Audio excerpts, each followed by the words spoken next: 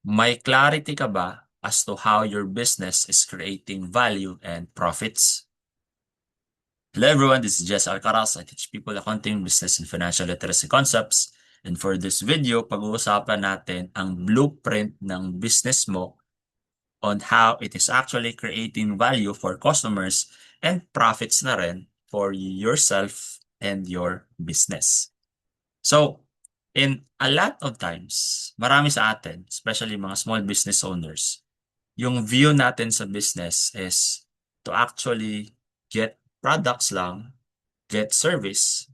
Minsan pa nga, copy lang eh. Copy products, copy services, and then ipopush sa mga tao para makabenta tayo. Yan lang yung view natin madalas in relation to businesses. But in actuality, business pala comprises a lot of different components. And yan yung mapag-uusapan natin when we are discussing business model. So a business model is simply the blueprint of your business, the value it creates, and how this value is being delivered to your customers in order to get profits. And in order to aid us in this journey, journey yarn, is meron tayong tool sa business na tinatawag na business model canvas. A business model canvas comprises of 9 building blocks na related sa business natin. So, without further ado, I will be showing to you the business model canvas, ano yung mga components na ito, and I will also be identifying these components sa business ko right now. Okay, so let me share my screen.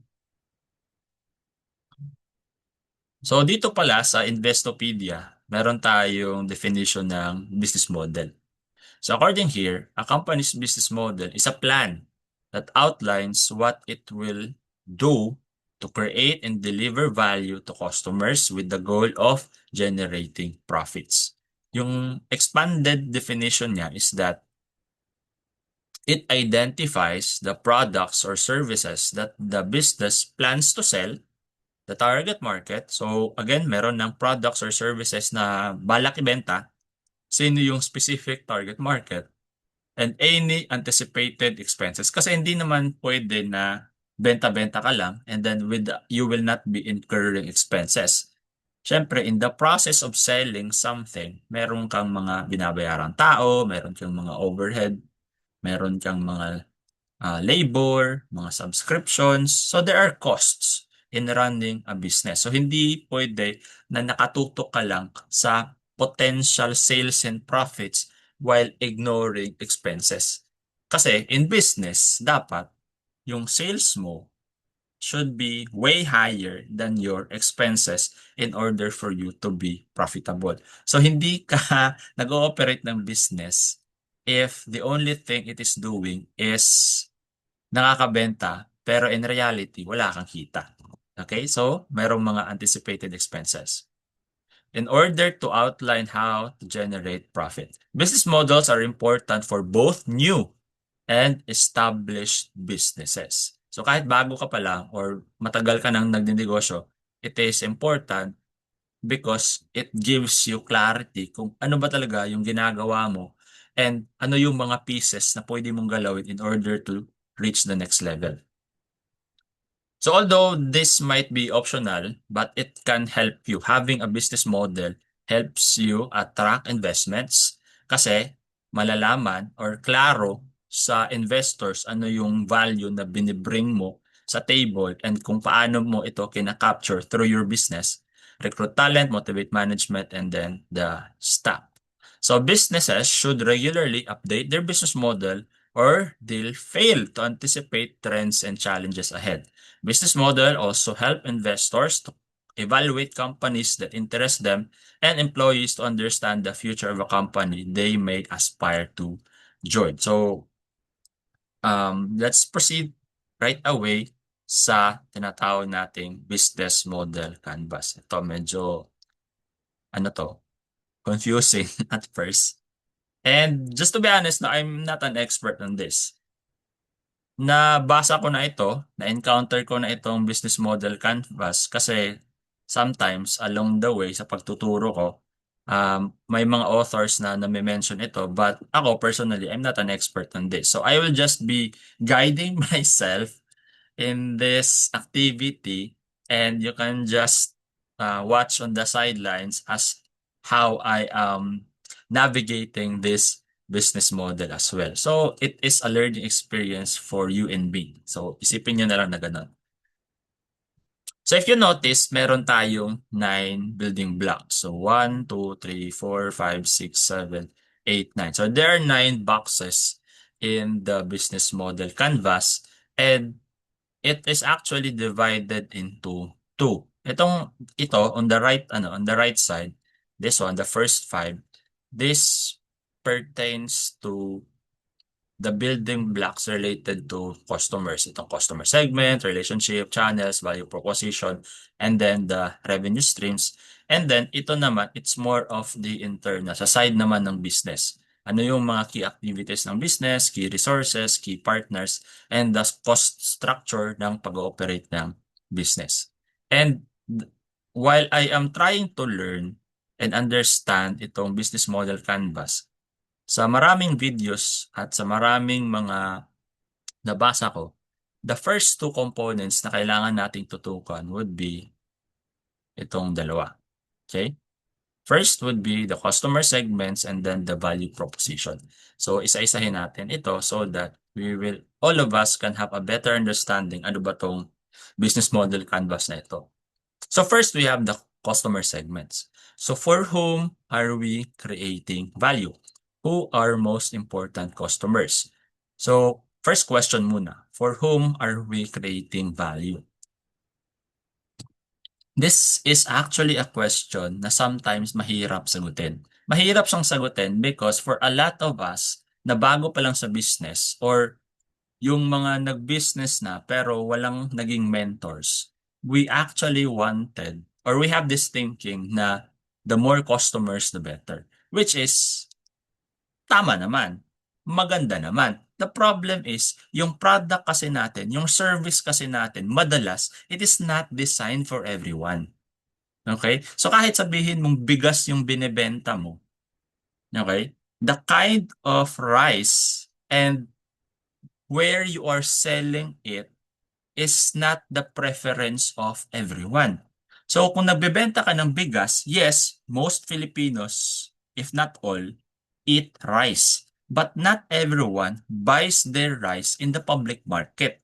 Merong iba na binibili sa mall or meron namang iba na order nila online kasi yung bigas na binibili nila is yung mga imported, yung mga mamahalin, yung mga brown rice, mga ganon. So again, everyone eats rice, but the kind of rice that you are selling is not being bought by everyone. Okay? That is why it is important na meron kang clarity as to sino ba specifically yung pinagbebentahan mo or gusto mong bentahan. Another thing, who are our most important customers? Ito din, sobrang importante nito. Among your current customers, halo-halo yan. May mga lower income households, lower middle, upper middle, may mga mayayaman. Among all of those kinds of customers, meron dyan, you can identify a segment, okay? You can identify a segment in your current market na masasabi mo, ito yung bumubuhay talaga sa business ko. Ito yung mga suki ko na marami yung binibili, mataas yung margin na ibibigay ko sa kanila. So ito talaga yung inaalagaan ko. Okay, ito yung priority ko. Ito yung hindi pwedeng mawala sa business ko. So meron tayong ganong klaseng customers. So again, having that clarity allows you to, how do I say it? Tailor fit, design your business that will meet the preference ng mga very important persons na ito, very important customers na ito. Because again, sila yung bumubuhay eh. Sila yung bumubuhat ng pinaka-business mo. And kailangan mo silang alagaan. And the best way para maalagaan sila is to provide what they actually need, ano yung mga preferred treatment nila, ano yung mga preference nila, so that they will continue to buy from you. Because if you try to cater to everyone, okay, you will lose the very thing na hinahabol ng mga very important customers mo sa iyo.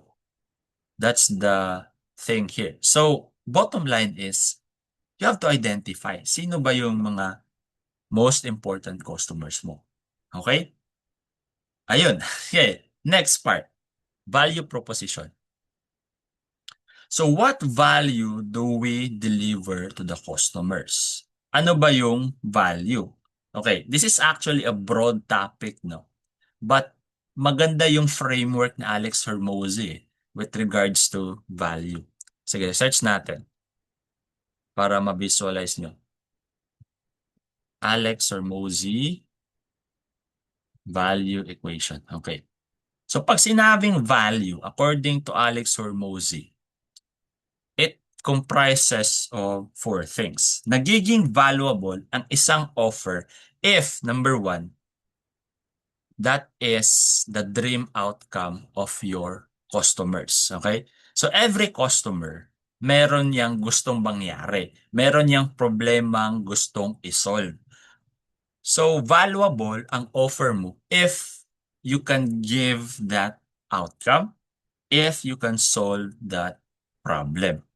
Okay? So kung wala kang problem na sinusolve, kung wala kang outcome na binibigay sa mga clients mo na gusto nila, then you don't actually have a valuable offer. Okay? So another thing is perceived likelihood of achievement. Ato ba ito?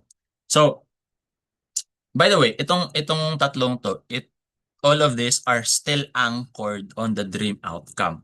Okay? But itong tatlong to are factors that either increases or decreases the value of the dream outcome.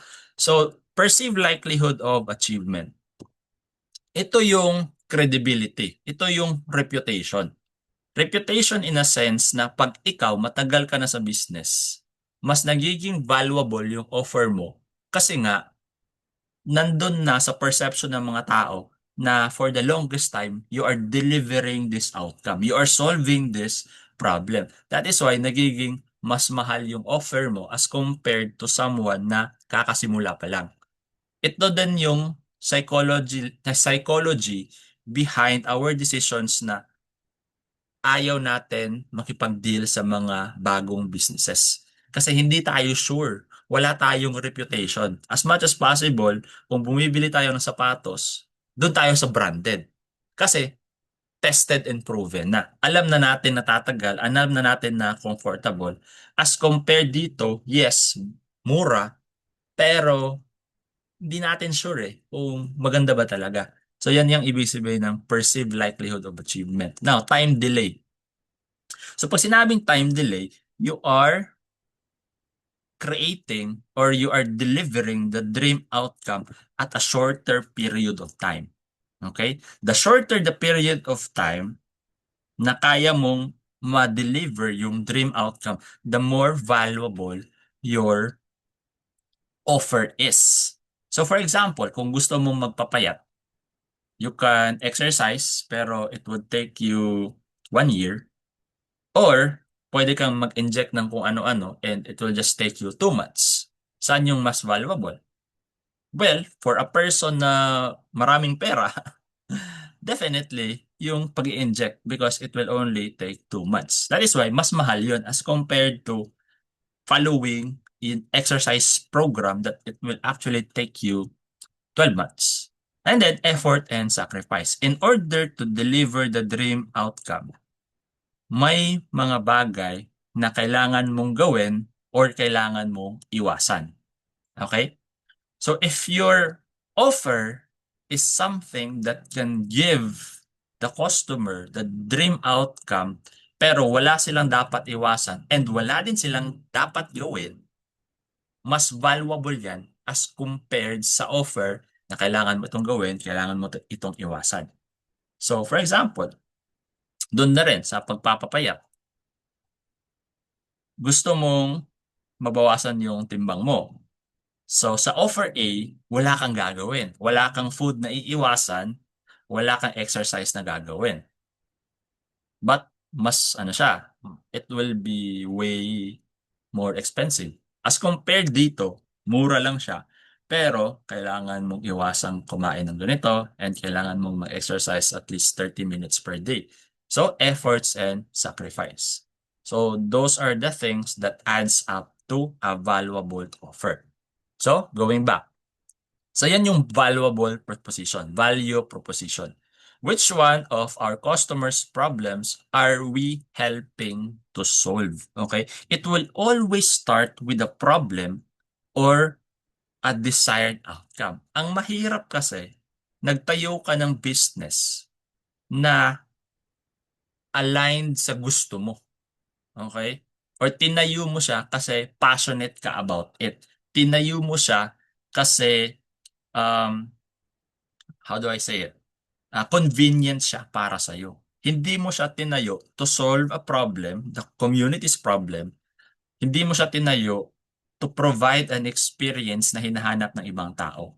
So if yun yung business mo, mahirap mag-identify kung ano ba yung value.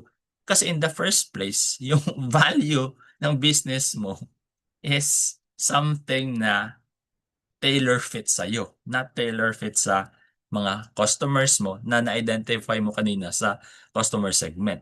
So what bundles of products and services are we offering to each customer segment? Which customer needs are we satisfying? Okay, so I hope that was clear. If not, feel free to discuss. Okay, tanong lang kayo sa comment section.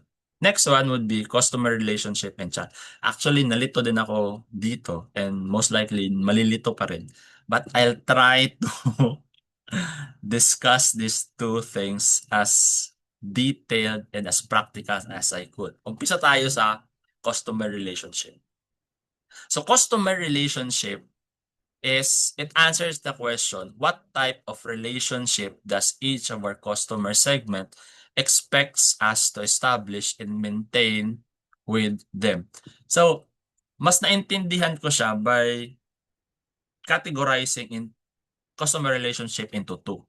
Low touch point and then high touch point. So, pag sinabing low touch point, it is a customer relationship na more or less transactional lang. Okay, very transactional. Ito yung product and then bigay mo, then kuha ka ng pera. So walang masyadong usapan, walang mga relationship building. So it's just very transactional. Okay? Yan yung low touch point customer relationship. On the other hand, meron tayong mga high touch point. High touch point in a sense na ikaw as business owners, you're actually committing time and resources in building the relationship. You can do it on your own or you can do it through a representative. So but the point is, merong high touch point, merong low touch point, and wala namang superior among them. But you have to take in mind na yung touch points na ginagawa mo sa mga customers mo will depend kung sinong customers yan. Okay? So for example, in a retail store, grocery store, wala masyadong customer relationship dyan because it's very transactional. Okay? Kuha ng product, kuha ng item, punta sa cashier, and then swipe ng mga products na binibenta, then bayad, then that's it. Still, it is valuable. For that business model, it is valuable because we're dealing with commodities. We're dealing with needs. So it doesn't really have to be that high touch point relationship. On the other hand, if we are actually selling a coaching program, for example, high touch point yan. Because merong mga weekly or monthly na meeting, You are also interacting with other participants, merong mga usapan, merong follow-ups. So maraming interaction. So those are high touch points. So, ayun, it answers the question, what type of relationship does each of our customer segment expects us to establish? Which ones have we established, and how are they integrated with the rest of our business model? How costly are they? So yun yung customer relationships. So ang heads up lang dito is that if you have a business model na how do I say it? If you have a business model that relies on volume, gaya ng wholesale and retail, you cannot afford a high touch point relationship because naghahabol ka nga ng volume eh. Low profit margin, tapos high volume. So, low touch point lang. Kaya nababad trip tayo na we are into wholesale and retail, tapos mayroong mga customers na panay tanong ng tanong ng tanong, tapos hindi naman pala bibili kasi naghahabol tayo. And very transactional yung mga usapan natin. Although I'm not saying naman na you have to be very transactional in all of those. Kailangan mo din babalik pa rin babalik pa rin talaga sa who are our most important customers. So for those customer segment, then definitely kahit naghahabol tayo ng volume, we have to have a certain level of customer relationship being built for those uh, customers. But for those na one time lang bibili, then we can somewhat put boundaries. I'm not sure if nag-explain ko ba siya ng maayos. But nevertheless, later, I will be filling out these check boxes as I am applying it sa business ko. Okay, channels. Punta tayo sa channels. Through which channel do our customer segment want to be reached? How are we reaching them? How are our channels integrated? Okay, how do I explain channels? Okay. Channels, the way I understand it, is the way, okay? Is the channel, the means that we are reaching out to our customers and our customers reaching out to us. So para siyang daan, okay? Daanan. Kaya nga channels pathway, the means. So this is in our business, we have to identify ano ba yung channels na dapat natin in-establish, dapat natin tinututukan as we continue to operate and build relationship with our customers. So for example, sa akin, yung main channels ko would be online platforms, specifically Facebook. Nagiging channel ko talaga siya because dito ako nagpo-post ng content, dito ako nakikita ng mga tao, I interact with them through comments, I chat with them through the messenger. So ito yung main channel ko. For other businesses, yung main channel nila would be their physical store. Okay? Nakikita sila sa physical store, doon na nangyayari yung interaction, yung conversations, yung closing of deals, transactions, selling, buying. So, those are the channels na nagagamit. There are also businesses wherein yung nagiging channel is through affiliates. Okay? Affiliates in a sense na merong mga tao na nag-affiliate. How do I explain affiliate ba? The first thing that comes to mind is yung sa TikTok TikTok or Shopee affiliate. Wherein merong affiliate, parang may middleman na nagpo-promote ng mga products and then dun sila nakikita yung product nila, nakikita ng customers through the affiliates. So yun yung parang nagiging initial channel that the relationship can be built. Okay? So, ayun, channel. I'm not sure if I have properly um, discussed it. Okay. And then the fifth one would be revenue streams. For what value are our customers really willing to pay? For what do they currently pay? How are they currently paying? How would they prefer to pay? How much does each revenue stream contribute to overall revenues? Okay. If you remember, kanina sa value proposition, ito yung mga problems na sinosolve ng business natin. Ito yung desired outcomes na pinoprovide ng business natin. So, itong value propositions natin, we will be incorporating it into an offer through a products and service. And yan yung ilalagay natin sa revenue streams. Anong product yung binebenta natin? Ano yung service na binebenta natin? And for how much?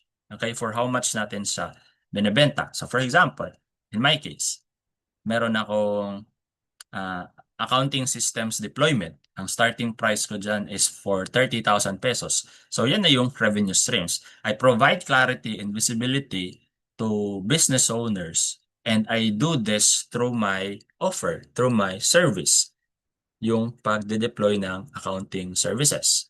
So in some businesses, gaya ng spa business that mainly provides physical relaxation. Ayan, physical relaxation yung value proposition nila. So, ino-incorporate nila ito through a whole body massage. Okay, amounting to 500 pesos. So, yan yung revenue stream. So, these are the things that people are actually paying. Okay, the products and then the services. Ayan, we're halfway. Next would be key activities. Key activities. What key activities do our value propositions require? Meron tayong value proposition, di ba? Incorporated into a service or product. Ano ba yung dapat ginagawa natin to deliver? Key. Ang point dito is key. Key activities. Huwag nyo nang isama yung mga administrative tasks. Okay? Yung mga key services lang talaga. Kumbaga kung sa financial statement pa, sa profit and loss, ito yung cost of goods sold. It's the cost of rendering the service or creating or delivering the product. Okay, what are the key activities do our value propositions require? Does it require na ba? The the actual ano ba? Pagmamassage. Okay, the actual na pagmamassage ng mga therapists. Um Does it require having a one-on-one session? Does it require calling prospects on a daily basis? So ito yung mga key activities. What key activities do our value propositions require? Our distribution channels, customer relationships, and then revenue stream. The point is, ano ba yung mga activities na dapat natin tinututukan to ensure that the value propositions are being delivered to our customers. Key resources. What key resources do our value propositions require? Okay? So in terms of a massage parlor, what are the key resources? Of course, you have your personnel. Hindi pwedeng mawawala yung personnel mo.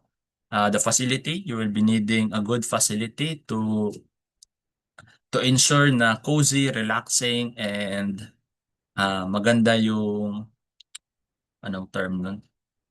I forgot the specific term. Basta yung atmosphere ng business establishment mo. Okay? So, those are the key resources. Ano pa ba? Ano pa bang other examples? Of course, if you're into distribution, key resources mo talaga would be vehicles. You will be needing vehicles. You will be needing storefronts, warehouse, kailangan mo ng mga ganung resources. Again, it will still go back to the question, ano ba yung kailangan mo, resources na kailangan mo to deliver the value proposition. Again ha, ito, activities, ano yung mga ginagawa, ano yung specific activities to deliver the value proposition, and by doing those activities, ano ba yung mga resources na kailangan mo. Then we have key partners. Okay.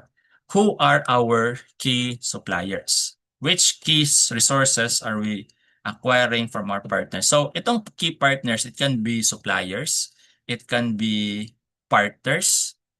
So suppliers in a sense na ito yung mga taong we should be building relationship with in order to deliver the value proposition. So for example, you have a talent agency na kasi nga spa business ka. So you will be needing a constant inflow of therapists kasi marami kang branches. So you have partnered with a talent agency na sila yung magre-recruit, magte-train ng mga therapist using the methodology that you have. Yan, so pwedeng ganun yung setup mo. Or meron kang mga tracking business at na nakapartner din. So you don't actually own the vehicles, you don't actually own the trucks, but meron kang partner business na yung mga fleet of trucks nila ang ginagamit mo to operate your logistics business. Tama ba yun? Ayun. Okay? Or, meron kang mga affiliate partners. Sila yung nagbe-bring in. Meron kang mga marketing partners. Nakatie up yung sales mo sa isang marketing agency wherein sila talaga yung nagpapakilala sa business mo throughout the Philippines. Kung wala sila, hindi ka makikita. You will not have a, an online footprint. So these are strategic partners that can help you grow your business, increase your visibility, or to deliver the value proposition that you have effectively and efficiently. And of course, sa key activities na ito, sa mga key resources na ito, sa mga key partners na ito, all of this have their own costs. May bayad si affiliates, may bayad si marketing agency, may bayad um, si personnel, si manager, si ano pa ba? Basta may bayad lahat ng yan. Diyan na papasok yung cost structure. So what are the most important costs inherent in our business model? Which key resources are the most expensive? Which key activities are the most expensive? And then, if you notice, naka-side by side yung revenue streams and cost structure because diyan natin makikita if whether or not the business model is actually feasible. From the revenue streams, ibabangga yan sa cost structure and doon pa lang makikita na natin if may potential profit pang lalabas out of that business. Okay? So, we're done with the 9 building blocks. Let us now go to my initial draft, no? So, nag-fill out ako ng business model canvas and ito yung naging itsura niya. Okay. So, again, this is my first time filling out a business model canvas. So, medyo may mga correction. So, ang ginawa ko, after I fill this out, sinend ko siya kay ChatGPT. Parang pina-check ko siya kay ChatGPT. And later, ipapakita ko sa inyo ano yung corrected or revised na business model canvas na binigay ni ChatGPT sa akin. Okay. So, for my case, for my advisory and consulting services, ito yung customer segment na na-identify ko. I cater to aspiring entrepreneurs, so mga tao na gustong magnegosyo pero wala pang business. So startups, mga businesses na kakaumpisa pa lang, and also those that have growing businesses. So if you notice, hindi ko sinali dito yung mga employees na walang planong mag-business o mga students na walang planong mag-business. So those people na walang planong mag-business at walang business, they are not included in my customer segments. Okay? I cannot provide anything valuable sa kanila. That is why hindi sila kasama. So it's not really for everyone. The business is not, the consulting and advisory business is not for everyone. It's for these specific segments lang. So ano ba yung pinaka-value proposition na binibigay ko? Business numbers, clarity, visibility, and understanding. Through my teaching, through my systems, through my tools, I can provide clarity, visibility, and understanding. Okay? So to make informed decisions. Ayan. Okay, customer relationship. Merong low touch point, may self-service for online courses. Actually, kasama na rin dito yung low touch point yung sa content ko. Hindi ko na siya nasali. So sa content ko, I'm also building relationship with my audience through my contents. So low touch point yun. So it doesn't need my commitment, a time commitment. And then meron din akong recorded online course on accounting. So, practical accounting course for Pinoy business owners. So low touch point yon kasi uh, they just have to watch kasi recorded videos na siya, mayroong mga templates and tools. So they just need to watch it. Again, it doesn't need my time commitment. Yung mga high touch points ko naman na relationship would be one-on-one consultation session, mga one-time consultation session, customers pay me, and then we'll sit for an hour, then we'll discuss those things. So high touch points siya because I'm really committing my time. Although one time lang yon for this particular service, it's one time. Then one-on-one short-term systems implementation. One-on-one din yung ginagawa ko for system implementation if they wanted an accounting system. So that's good for at least 2 months na nag-uusap kami through chat or through video call until such time na ma-set up ko yung system, ma-train ko sila, and ano tawag doon? Ma-endorse yung system sa kanila, ma-turn over. And then, ito yung medyo long term. Okay? Medium to long term because some of my clients have hired me on an ongoing basis to provide advisory services to them in overlooking the financial side of their business. So again, low touch point, high touch point. Channels. So main channel natin is Facebook, specifically for free content. Facebook din yung nagiging channel wherein people get to know me, contact me if ever they wanted to avail my service. And at the same time, when I render my service, madalas online meetings talaga. Okay? Rare yung physical face-to-face unless na lang if it's within Davao region and it's quite convenient for me, then those are the only exemptions na merong mga physical channels or face-to-face channels. Then the website as well through the landing page and the lead magnet.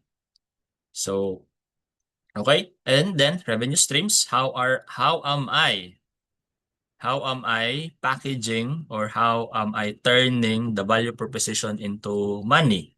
Okay? So, tatlo. Consultation services at 2,000 pesos per session. Then accounting system deployment starts at 30,000 pesos and then advisory services starts at 20,000 per month. So, currently, ito yung mga revenue streams ko in order to provide the value proposition. Ano yung value proposition? To provide clarity and visibility and understanding to make informed decisions. Key activities.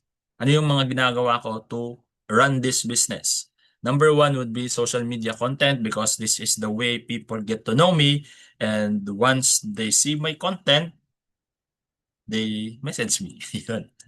So kung wala kung wala ang social media content, wala akong customers, hindi ako makikita ng customers. So this is really one of my most important activity. Itong video na to, ginagawa ko ito to add value sa inyo, and at the same time, if there are people na talagang kailangan yung commitment ko, then ayun, they will avail my services. Personal training, kailangan din to. So I cannot do everything on my own. That is why meron akong mga part-time bookkeepers na tinrain ko sa systems ko, sa methodology ko so that they can help me deliver this value proposition. Of course, sales call, part na yan. I get their number, I get their Facebook account, and then contact them. Onboarding calls, consultation sessions, then done. So these are the key activities na ginagawa ko to deliver the value proposition. Key resources. Okay, the resources of SOPs and checklists. Meron akong mga checklists, meron akong mga templates that helps me in rendering the service, mga third-party accounting software. So I'm using a software, trained accounting personnel, social media platforms. Okay, so those are the needed things that I employ. Okay, and then key partners, yung actually ChatGPT has corrected me sa key partners na ito. But nevertheless, yung initial ko talaga nilagay would be Manager.io kasi yan yung third-party accounting system na gamit ko. Facebook din. Because Facebook is the place where I post content, AI, and Google. Okay, but later on, you will see na kinorek ako ni ChatGPT na mali daw pala itong key partners na nilagay ko. Then, for the cost structure, meron akong maraming subscriptions na binabayaran. Okay? Of course, meron ako mga part-timers na sinasweldohan.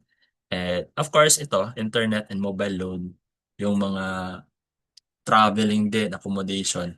So those are the things na binabayaran ko in order to run my advisory and consultation business. Okay, so this is my first draft of my business model canvas. Okay, punta tayo sa correction ni ChatGPT. Okay, ito yon. Okay? So ito yung mga ano niya, mga revisions and correction. So sa customers, hinati niya into three. Okay? Hinati niya into three customer segments. So early stage entrepreneur, aspiring, okay? Ito napaka-specific. Kung kanina ang nakita natin na sinulat ko is ito. Ito lang. Aspiring entrepreneur, start as growing business. So ganito pa rin, but meron siyang dinagdag na mga additional details para mas maging klaro talaga. So stage 1, early stage, want to learn accounting and manage their business properly, looking for practical, affordable knowledge and tools. Kaya ang pinaka magandang product para sa kanila would be the consultation session or yung course. Number 2 would be growing and established businesses. So ito yung mga customers na again growing 1M to 50M annual sales but they lack proper systems. May mga malalaking business na wala silang maayos na systems, financial visibility and control. So ito yung another customer segment that I am actually serving. Need help setting up accounting systems and processes. And then the last one would be established businesses. May mga clients ako na meron ng system, meron ng accounting system, meron na silang ERP systems, pero ang kailangan na lang nila is someone that will help them uh, in the interpretation, in the analysis of those reports. Okay? So need ongoing financial guidance. Okay? So looking for trusted fractional or long-term advisor. So these are the three customer segments. Okay, value proposition. Ganun pa rin, business numbers, clarity, visibility, understanding. So, ang pinaka-value that I can give to my clients would be make sense of their numbers, to see what's really happening in their businesses, understand what the numbers mean. Kasi meron tayong sales, meron tayong expenses, meron tayong reports, but the more important thing is what does it mean? Okay? So, doon ako pumapasok. I interpret it to them. So build systems, processes, and controls for sustainable growth and practical, simple, and tailored to your business. So ito yung pinaka value proposition that I am delivering to my customers. Okay, customer relationship, low touch points, self-service, online course, templates, one-to-many, ito, webinars, workshop, group training. So ito, madalas nangyayari lang ito if people invite me to their event. But on my own, I don't really do this. But minsan, okay, may mga online webinars akong ginagawa, but rarely. Okay, personal assistance, one-on-one. So ito yung mga high touch points, customer relationship, consultation, project-based, and then dedicated. Ito yung pinaka-high. The highest touch point of all. Okay, ongoing advisory services. As for the channels, ito, social media, website, messenger, email, referrals, very rare. Right now, very rare ang referrals. Okay? Most of them, nakikita talaga ako sa social media. Webinars and seminars and Zoom. Ito yung primary channel ko when I deliver my consultation, our monthly meeting. Kasi nare-record ko, the meeting are being recorded. So, mas prefer ko na gamitin yung Google Meet as compared to Facebook lang siya tapos video call. Although sometimes meron namang ganun, but if kaya, Google Meet talaga. Okay, then revenue streams, online courses, consultation. Okay. Ito yun. Again, ito yung pinaka-value proposition. This is the goal. This is the outcome that I am promising to my clients. And I deliver it through these services. Okay? I am delivering it through these services. So yung pinaka-ano ko talaga, pinaka-binibenta is ito. Ito yung binibenta ko. Naka-package lang siya into these revenue streams. Okay? What are the key activities? Create and publish ito for the contents. Lead generation and community building, consultation and business diagnostics. Ito, madalas ko itong ginagawa. Accounting systems design. All of these are things na ginagawa ko for my clients to deliver the value proposition. Key resources. Okay, ito yung resources. Expertise, of course, ang pinaka-resource ko talaga is utak. Okay, utak ko. Without my utak, okay, kung wala akong utak, then definitely I will not be able to deliver this professional services. Manager IO expertise and experience, personal brand and reputation, napaka-importante. People don't just go to me kasi ako yung ah, pinakamagaling. I don't claim to be the best. But because of my personal brand, nakakahatak talaga ako ng mga tao. I've been doing content for more than 2 years already, so that brings additional reputation and credibility. So kahit na may kakilala silang accountant, personal na kakilala nila, pero since ako yung nakikita nila madalas online, then they gravitate towards me more. SOPs and checklist, yan, available yan, templates, trained accounting personnel, kasama din yan sa key resources ko. And of course, software, technology, blah, blah, blah, content. Okay. So kung kanina, this is one of the major corrections, no? Ang nilagay ko sa key partners ko are this one. Okay? But, kinorek ako ni ChatGPT. Sabi niya, na yung nilagay mo sa key partners are actually better off in the resources. So, si Manager IO, it's not a partner because I don't have an agreement with them. Okay, ginagamit ko lang siya as a third-party accounting software. So, kasama siya sa resources. Yung Google Workspace ko, resources lang din. Ayan. So, it's not part of the partners. Yung pinaka-partner talaga are this. Ayun. Key partners would be bookkeepers and accounting personnel. So, these are, actually, majority of it, wala pa. Okay? Majority of these partners na nilagay niya, wala pa. But when I want to grow, okay, these are the partners na kailangan ko to deliver my value proposition better or more efficiently and effectively siguro to some extent, or to scale up my operation. So I can partner with bookkeepers and tax and accounting specialists so that when their customers wanted advisory services, wanted accounting system deployment, then they can refer me to. And at the same time, if my clients also wanted bookkeepers or tax consultants, I can also refer it to them. So it's a win-win situation for us. That is why maganda siya. It's a strategic partnership for me. IT developers, software partners, kasi may mga customers din na malalaki na. They don't want a simple accounting system. They wanted an enterprise level system, yung Enterprise Resource Planning, ERP. Okay? ERP na ang kailangan nila. That is why it would also benefit me na instead of telling them na hanap ka na lang ng ERP companies. Instead of doing that, if may partner ako ng mga ERP implementors, then I can just refer it to them. Of course, sa pag-refer ko sa kanila, I bring additional value to my customers kasi hindi na nila kailangan maghanap, and then by referring someone through me, so mas magiging madali siya in a sense because they already trust me.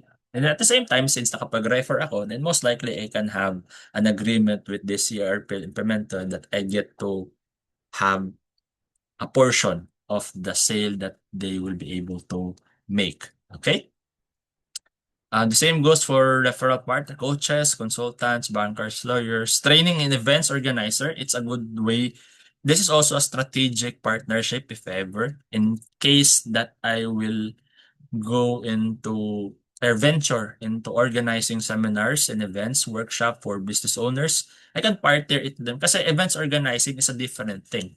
Okay, ang gusto ko personally would be pupunta na lang ako sa venue and give the accounting talk. I don't want to deal with the advertisement of that event, the selling of the tickets, the contact getting in touch with the different suppliers ng food, ng sound system, blah, blah, blah. So it would also be a strategic partnership as well as cloud and tech service providers. Ayan. And of course, what would be the cost structure? Bayad sa mga bookkeepers, software subscriptions, website hosting and domain, marketing and advertising. Okay, sometimes I do ads, pero madalas hindi. Okay, but nevertheless, if I wanted to really scale, I needed that one. Di pa pala kasama dito yung ano, sa key partners, I actually need, if I wanted to scale, I also need a marketing partner then that will help me market my services as well. Okay, then payment processing, right now wala pang ganito. Professional and development and training, right now wala pa akong masyadong expenses sa development and training kasi I personally train my part-timers. Then travel seminars, that's also included. Right now wala pa, nasa bahay pa lang naman. Okay, but soon, if lalaki tayo, we will be having an office of our own.